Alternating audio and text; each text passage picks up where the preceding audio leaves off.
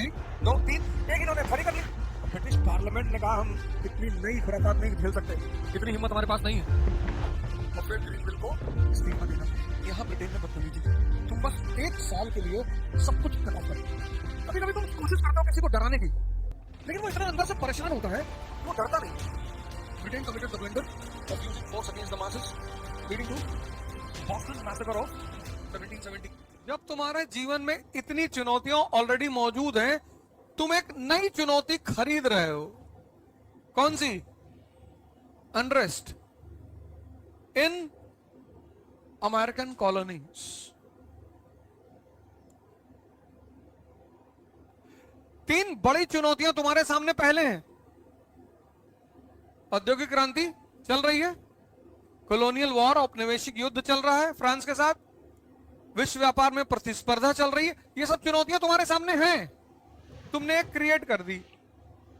तुम में से भी बहुत लोग करते हो, पता नहीं, शायद अनजाने में करते होगे, लेकिन करते हो। तुम बस 1 साल के लिए सब कुछ कट ऑफ कर दो। 1 साल, तुम्हारा 1 साल लेगी ये। और जो जो चीज क्लास में पढ़ाई जाए उसको दोबारा पढ़ना ना हो, रिवाइज करना हो। हाँ, तुमने जब डायग्राम देखा तो पूरी कहानी रिकॉल हो गई, ये स्थिति आ जाए। और वो तभी आएगी जब तुम घर पर जाकर होमवर्क करोगे, कम से कम 3 घंटा।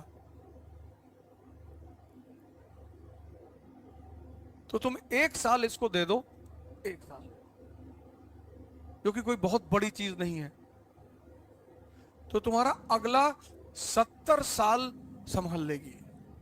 थोड़ा सा सीरियस हो जाओ। बाकी तुम्हें कैसे एंटरटेन करना है खुद को, कैसे अपने आप को खुश रखना है, उसके रास्ते तुम इजाद कर लो खुद, और ध्यान करो। यही वाला जो मैंने तुमको बताया, कुछ नहीं करना है। 20 मिनट के लिए तुम अपने मोबाइल पे ऑन कर लो फ्लाइट मोड लगा के, और तुम्हें बस सांस संगीत, सांस संगीत। जब तुम्हारा मन बाहर भागे, उसको संगीत की तरफ ले जाओ, उसको सुनो। फिर वहां से भाग के फिर अंदर आएगा, ऐसे दौड़ चलती रहेगी, अंदर बाहर अंदर बाहर।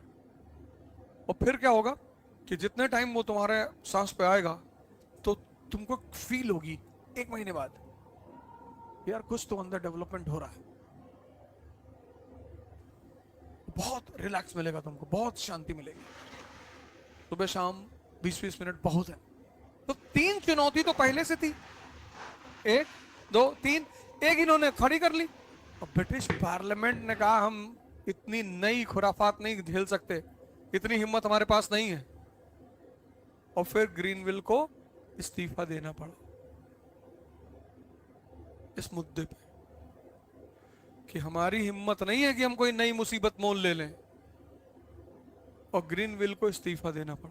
तो जब ग्रीनविल ने इस्तीफा दिया तो नया प्राइम मिनिस्टर आया। कौन? रॉकिंघम। उसने कहा अमेरिका के लोगों से कि अच्छा, स्टैंप ड्यूटी तुम लोग को नहीं चाहिए, उससे परेशान हो, खत्म। रॉकिंघम डिक्लेरेशन, स्टैंप ड्यूटी खत्म।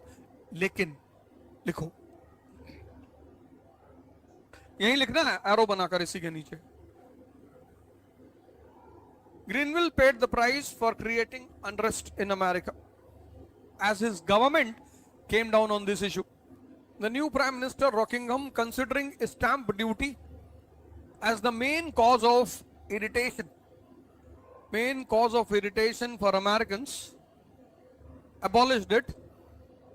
But then his finance minister Townshend said that although we have abolished stamp duty, Britain still has the right to impose tax on American colonies, and under Townshend plan, Britain increased import duty on certain articles imported by Americans. Example: tea, glass, paper, etc.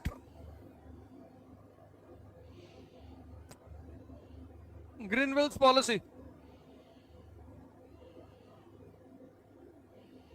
direct tax on America. Townshend plan, indirect tax. Greenville, direct tax, stamp duty, sugar duty direct. Township plan indirect. Import duty बढ़ा दी। ये बात समझ में आई ना? हाँ? America के लोगों ने ब्रिटेन से कहा कि बाबूजी अंग्रेजी समझते हो? ब्रिटेन वालों ने कहा बिल्कुल समझते हैं। बोले भाई जब अंग्रेजी समझते हो तो हम जो बात कह रहे हैं वो काहे नहीं समझ रहे हो? हम कहां मना कर रहे हैं कि तुम्हारा अधिकार नहीं है टैक्स लगाने का? हम तो कह रहे हैं लगाओ, लगाओ और हमसे टैक्स लो। पर जब तुम अपने अधिकार की बात कर रहे हो तो हमारे अधिकार का भी तो सम्मान करो। तुम ही तो कहते हो जेंटलमैन्स रेजोल्यूशन, तो साबित करो कि तुम लोग जेंटलमैन हो। हम कहां टैक्स देने से मना कर रहे हैं? लो टैक्स। पर अगर तुम हमसे टैक्स ले रहे हो तो जैसा तुम कहते हो, हम थोड़ी कह रहे हैं, तुम ही कहते हो। Gentleman's resolution, tax paying section will be given representation in British parliament, ये तुम ही कह रहे हो। तो हमसे पैसा लो और हमको ब्रिटिश पार्लियामेंट में रिप्रेजेंटेशन दो। इस प्लान के विरोध में पहली बार अमेरिका में एक मास प्रोटेस्ट हो। कौन था लीडर? Samuel Adams. पहली बार सैमुअल एडम्स के नेतृत्व में बॉस्टन की सड़क पर क्या हुआ? मास प्रोटेस्ट। पैराग्राफ चेंज करके लिखो, Americans protesting the plan came out on the streets under the leadership of Samuel Adams। यहां ब्रिटेन ने बदतमीजी की, जैसे जलियांवाला बाग मैसेकर, वो बैसाखी के लिए इकट्ठा हुए थे लोग, उसमें औरतें थी, बच्चे थे, बूढ़े थे। जनरल डायर को उनसे बोलना चाहिए था कि तुमको हम 4 घंटे का समय देते हैं, तुम हटो यहां से। अगर तब कोई नहीं हटता तब वो एक्शन ले सकता था। तब भी मारना सॉल्यूशन थोड़ी है।